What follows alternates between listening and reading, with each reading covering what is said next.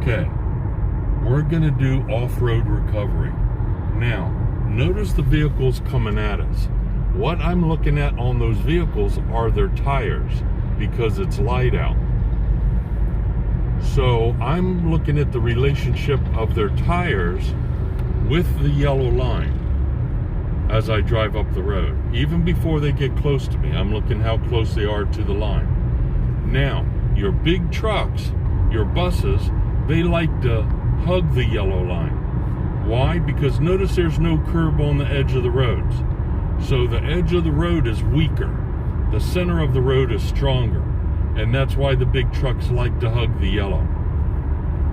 Now, we're going to do off-road recovery because say I'm looking at the tires and the car comes into my lane. You don't necessarily want to go to the left because what if the car goes back? It's going to hit you. So as you drive down the road, you're looking at your escape route, which is over on the right. Okay, so I'm looking at how I can do on the right. Okay, now I'm going to put on my hazard lights and I'm going to drive off the road. Okay, because notice the gravel and the pavement. So it is okay to go off the side of the road. And then as I bring it back slowly. Okay, and I'm going to do it again. Now, notice the 45-mile-an-hour sign. So I don't want to do it quite there, but I might have to. But I can come off the road. The mistake people make, instead of going down the side of the road, and I take my foot off the gas. Because remember, as I take my foot off the gas, it slows my car down. If I have to apply the brake, I apply it slowly, not fast, because I have a loose surface, the gravel or the grass. So that makes me slide. So I want to slow down very slow. Okay, now notice the pavement on the outside, notice the gravel. Okay, so I'm going to wait until after these two trucks. I'm going to come over to the right. I'm going to put on my hazard lights. But notice the pavement and the gravel. So I have enough gravel for a whole car. So I can bring the car completely off the road and then slowly come back on. Now the mistake people make is as they go off the road, they panic and they swerve. They turn the steering wheel hard. That makes them go into the lane on the other side, maybe across the street, hit trees or something.